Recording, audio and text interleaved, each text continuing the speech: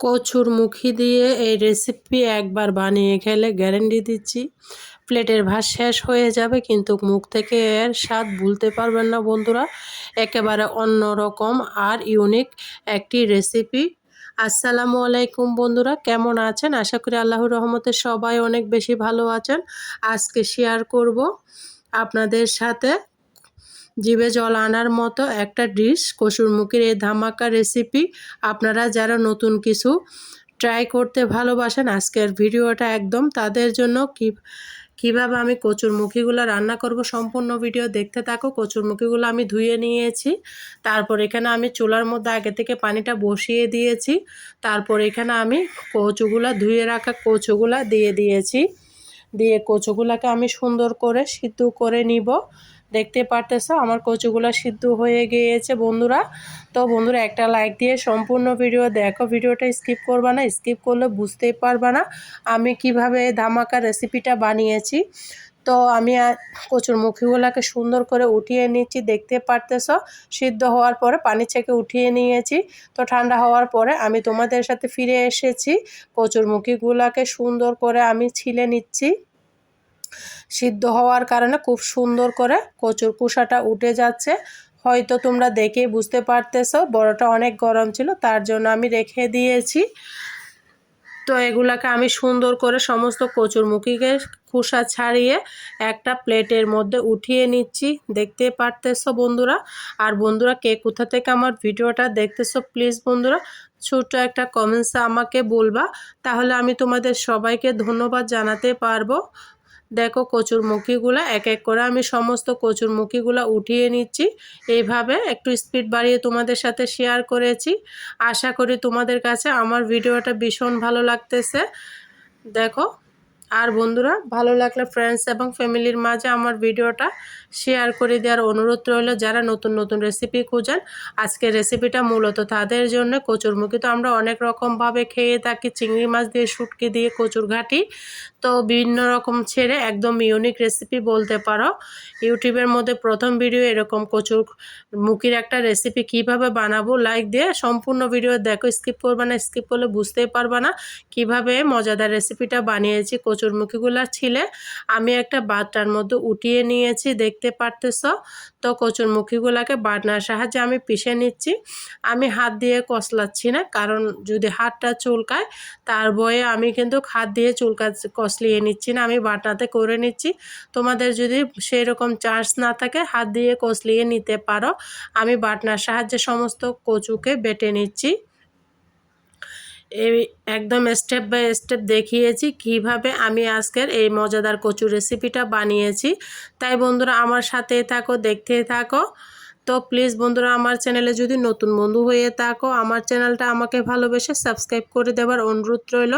পাশে থাকা বেল বাটনটি অন করে দাও, যেন ভিডিও দেওয়ার সাথে সাথে নোটিফিকেশনটা সবার আগে তোমাদের মাঝে পৌঁছে যায়। নতুন বন্ধু, পুরাতন বন্ধু, সবাইকে অসংখ্য ধন্যবাদ।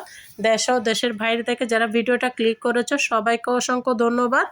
দেখো বন্ধুরা, কচুর মুখিগুলো আমি সুন্দর করে মিশ করে নিয়েছি, একদম মিহি করে বেটে নিতে হবে বা কষলিয়ে নিতে হবে। এখানে আমি দিয়ে দিয়েছি 2 চামচ মতো কাঁচামরিচ, 1 চামচ মতো দিয়েছি রসুন, আর 1 চামচ দিয়েছি পেঁয়াজ দিয়েছি। আমি এখানে কিছু বেসন দিচ্ছি। তোমরা চাইলে চাউলের গুঁড়া ব্যবহার করতে পারো, বেসনটা অ্যাভেলেবেল যদি না থাকে চাউলের গুঁড়া দিতে পারো, তবে আটা দিয়া ময়দা দেওয়া যাবে না।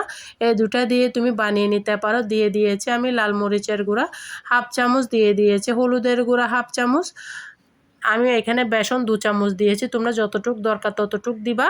তারপর দিয়ে দিয়েছি আমি এখানে ধনিয়া জিরার গুঁড়া, সেগুলা দিয়ে লবণ দিয়েছিলাম স্বাদ মতো। তো দিয়ে আমি সুন্দর মতো এগুলাকে মেখে নিব। এতটা মজা হয়েছিল বন্ধুরা, বুঝতেই পারবা না তোমরা যদি এই কচুর মুখি দিয়ে এই রেসিপিটা না বানিয়ে থাকো, তবে আমার রেসিপি দেখে একবার হলো বানিয়ে দেখবা, খেতে দুর্দান্ত। মাছ মাংস কষা এক সাইডে ফেলে রেখে শুধুমাত্র এই কচুর মুখি দিয়ে কিন্তু এক থালা বা শেষ হয়ে যাবে। খাওয়ার পরে তো এর টেস্টটা ভুলতেই পারবেন না, এতটা মজা হয়েছিল। তো দেখো আমি সুন্দর করে আটার ডোয়ের মতো করে মেখে নিয়েছি, তোমরা এভাবে মেখে নিতে পারো। তো আমি এগুলাকে সুন্দর করে একটু হাতের মধ্যে তেলটা মেখে নিচ্ছি। আমি রান্নার রেগুলার সয়াবিন তেল দিয়ে হাতটা ক্লিন করে এইখানে আমি মেখে নিচ্ছি। দুই হাতের মধ্যে ভালো করে তেলটা মেখে নিচ্ছে। আর বন্ধুরা চতুর্পাশে আওয়াজ আসতেছে, প্লিজ বন্ধুরা সবাই ক্ষমার দৃষ্টিতে দেখবা, সবাই একটু মানিয়ে নিবা। তো দেখো আমি কচুরমুখীগুলোকে সুন্দর করে হাত দিয়ে একটা শেপ বানিয়ে নিচ্ছি। তোমরা যে যেরকমভাবে দিতে পারো, আমি গোল লম্পা লম্পা করে দিচ্ছি, তোমরা চাইলে গোল করে দিতে পারো। তেল দিয়েতে হাতের মধ্যে কোনো কিছু লাগবে না, খুব সুন্দর করে হয়ে যাচ্ছে। তোমরা হয়তো দেখেই বুঝতে পারতেছ। এক এক করে এভাবে সমস্ত আমি বানিয়ে নিব এই কচুরমুখীর এই ইউনিক রেসিপি। তো বন্ধুরা তোমরা আমার সাথে থাকো, দেখতেই থাকো। আর যদি কখনো খেয়ে থাকো এই রেসিপিটা অবশ্যই আমাকে কমেন্টসে বলবা। আর না খেয়ে থাকলে আমার রেসিপি ফলো করে অবশ্যই বানিয়ে নিবা, খেতে দুর্দান্ত হয়েছিল। সবগুলাকে আমি ভাগ করে নিচ্ছি, তোমরা দেখতেই পারতেছ। এবার যে আমি সবগুলো একসাথে বানিয়ে নেব। এখানে কিন্তু হাফ কেজি দিয়ে অনেকগুলো রেসিপি হয়েছে, তোমরা চাইলে আরও বেশি করে নিতে পারো। তো আমি এক এক করে সমস্ত বানিয়ে নিচ্ছি, দেখতে পারতেছো এগুলো খুব সুন্দর হয়েছিল। তো তোমাদের কাছে কেমন লাগতেছে, তোমাদের একটা গুরুত্বপূর্ণ মতামত দিয়ে আমাকে জানিয়ে যাবা। তোমাদের একটা মতামত আমার কাছে অনেক ইম্পর্ট্যান্ট। তো দেখো সমস্ত কচুরমুখী দিয়ে আমি এগুলা কি বলবো জানি না, তোমরা কি বলো, কুপ্তা বলতে পারো বা কচুর কারি বলতে পারো, যেটাই বলো সেটাই আজকে ভেজে তোমাদের সাথে শেয়ার করতেছি। কচুরমুখী দিয়ে মজাদার একটা কুপ্তার রেসিপি আমি কুপ্তার শেপ দিয়ে বানিয়ে নিয়েছি। তো আশা করি তোমাদের অনেক ভালো লাগতেছে। আমি এখানে একটা প্যান বসিয়ে দিয়েছি রান্নার রেগুলার সয়াবিন তেল, পর্যাপ্ত পরিমাণের কিন্তু তেল দিতে হবে। দিয়ে আমি এখানে সামান্য পরিমাণের অ্যাড করে দিব লবণটা দিলে কিন্তু অনেক ভালো হবে, কারণ আমার পাতিলটা যেহেতু তেলের পাতিল না, তাই অনেক সময় তলা দিয়ে লেগে যেতে পারে। তার জন্য আমি এখানে অ্যাড করে দিব খুবই সামান্য পরিমাণের সল্ট দিয়ে দিব, দেখতে পারতেছ। সল্টটা দিয়ে আমি সুন্দর মতো নাড়াচাড়া করে দিচ্ছি, কারণ অনেক সময় পাতিলের মধ্যে লেগে যায়। তাই তেলটা অবশ্যই ভালো হাই হিটে রেখে গরম করে নিতে হবে। নেওয়ার পরে এখন গরম হয়ে গিয়েছে, আমি কুপ্তাগুলো এক এক করে দিয়ে দিচ্ছি। কচুর কুপ্তা বলতে পারো বা কচুর কারি বলতে পারো, যেটাই বলো তোমরা। আমি তবে কচুর মুখি দিয়ে কুপ্তা বানিয়ে শেয়ার করেছি। আশা করি তোমাদের অনেক বেশি ভালো লাগতেছে।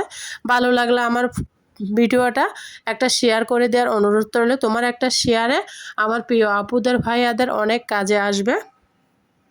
দেখো বন্ধুরা উল্টিয়ে পাল্টিয়ে আমি কুপ্তাগুলাকে সুন্দর করে ভেজে নিচ্ছি, দেখতে পারতেছ। লবণটা দেওয়ার কারণে পাতিলের তলার মধ্যে ধরে যাচ্ছে না, লবণটা না দিলে কিন্তু ধরে যেত। তেলটা অবশ্যই ইম্পর্ট্যান্ট, ভালো করে গরম করে নিতে হবে, না হলে কিন্তু কচুরমুখীর যে কুপ্তা বানিয়েছি সেটা তেলের মধ্যে ছেড়ে দিতে পারে। তাই অবশ্যই তেলটাকে ভালো করে হাই ফ্লেমে রেখে গরম করে নিতে হবে। এরপর যে পাশে আমি আরও দুটা দিয়ে দিচ্ছি, এগুলাকে কিন্তু লাল লাল করে ভেজে নিব। এতটা সুন্দর হয়েছে, তোমরা শেষ পর্যন্ত না দেখলে কিন্তু বুঝতেই পারবে না। তো বন্ধুরা ভিডিওটা শেষ পর্যন্ত দেখতেই থাকো। দেখো বন্ধুরা মাশাআল্লাহ আলহামদুলিল্লাহ কতটা সুন্দর হয়েছে আমার কচুরমুখীর এই কুপ্তার কালারগুলো ভাজার পরে। তোমরা হয়তো দেখেই বুঝতে পারতেছো। তো তোমরা চাইলে এমনিই খাওয়াইতে পারো, তবে আমি সুন্দর করে রান্না করে দেখাবো কি প্রসেসে রান্না করতেছি। তোমরা শেষ পর্যন্ত না দেখলে কিন্তু বুঝতেই পারবে না। আমি আর একটু ছিল সেটা এই দুটা দিয়ে ভেজে নিব। কালারটা জাস্ট ওয়াও এসেছে মাশাআল্লাহ। তো কচুরমুখী যারা পছন্দ করে না তারা এইভাবে রান্না করলে তারাও কিন্তু বুঝতেই পারবে না যে এটা কচুরমুখী দিয়ে কুপ্তা বানিয়েছো, মনে করবে কত নামি দামি মাছ মাংস দিয়ে এই কুপ্তাটা বানিয়েছো বন্ধুরা। তো এইভাবে আমি সবগুলাকে ভেজে নিয়েছি। এই পর্যায়ে একটা মশলা করে নিব। আমি বাটনা দিয়ে একটা মশলা করে নিয়েছি, তোমরা চাইলে ব্লেন্ডার জারে বা শিলপাটাতে বেটে নিতে পারো। তো এইখানে আমি যেহেতু কচুরমুখী রান্না করতেছি, রসুনের পরিমাণটা অবশ্যই বাড়িয়ে দিতে হবে। আগে রসুন দিয়েছি, এখনও দিচ্ছি, পেঁয়াজও দিয়েছিলাম। তাই এখানে আমি একটা পেঁয়াজ আর 3-4টা রসুন আর কয়েকটা কাঁচামরিচ আর দিয়েছি আদা। এই সামান্য মশলা দিয়ে কিন্তু আজকের মজাদার এই রেসিপিটা হবে। আর আমার এখানে তোমরা চাইলে জিরা দিতে পারো, তবে আমার কাছে জিরার গুঁড়া আছে, সেই জন্য আমি জিরাটা আর ব্যবহার করলাম না। ধনিয়া জিরার গুঁড়া আমার কাছে আছে তাই আস্ত দিলাম না। তোমাদের কাছে না থাকলে তবে আস্ত বেটে দিতে হবে, তাহলে কিন্তু এর পারফেক্ট একটা স্বাদ পাবে, গন্ধ পাবে, ঘ্রাণ পাবে, না হলে কিন্তু স্বাদ পাবে না। আমার কাছে যেহেতু পাখি আছে, ধনিয়া জিরার গুঁড়া আলাদা, জিরা আলাদা, ধনিয়ার গুঁড়া ফাঁকি আছে, তার জন্য আমি আর বাটলাম না। তো আমি এই পর্যায়ে এগুলোকে বাটাবাটি করে কিচেনে চলে এসেছি, দিয়ে দিয়েছি একটা এলাচ, তারপর দিয়েছি একটা তেজপাতা ছিঁড়ে। এই মশলাগুলো দেওয়ার কারণে সুন্দর একটা ফ্লেভার এসেছে, যখনই সুন্দর একটা ফ্লেভার আসবে তখনই দিয়ে দিব বেটে রাখা মশলাগুলা, দিয়ে সুন্দর করে আমি নাড়াচাড়া করে দিব। নাড়াচাড়া করে হালকা আঁচে ভেজে নিব, বেশি ব্রাউন কালার করব না। তো দেখতে পারতেছো এই পর্যায়ে নাড়াচাড়া করে আমি এখানে অ্যাড করে দিব বাটনাটা ধুয়ে পানি, কারণ ওখানে মশলা লেগে আছে, তার জন্য বাটনাটা ধুয়ে পানি দিয়ে দিতে হবে। দিয়ে আমি আবারও নাড়াচাড়া করে দিচ্ছি। দেখতে পারতেছো কালারটা কত সুন্দর। এইভাবে বেটে দিলে যে কোনো রেসিপি বানিয়ে নিলে খুবই মজা হয়। দিয়ে দিয়েছি আমি এখানে আস্ত ধনিয়া জিরার গুঁড়া, তারপর দিয়ে দিয়েছি হলুদের গুঁড়া আধা চামচ, 1 চামচ দিয়েছি লাল মরিচের গুঁড়া। এই মশলা দিয়ে আমি সুন্দর মতো নাড়াচাড়া করে নিচ্ছি একদম ঝাল ঝাল করে। আজকের সহজ রেসিপিটা বানাবো, খেতে অসাধারণ, সাধারণ রেসিপি, খেতে হবে অসাধারণ। দেখো মশলা থেকে কতটা তেল ছেড়ে দিয়েছে পারফেক্টভাবে। আমার মশলাটা কষানো হয়ে গিয়েছে, এই পর্যায়ে অ্যাড করে দিলাম স্বাদ মতো লবণ যেহেতু আমি আগে দিয়েছি, তো বুঝে শুনে লবণটা অ্যাড করবা, না হলে কিন্তু নোনতা হয়ে যাবে, খেতে ভালো লাগবে না।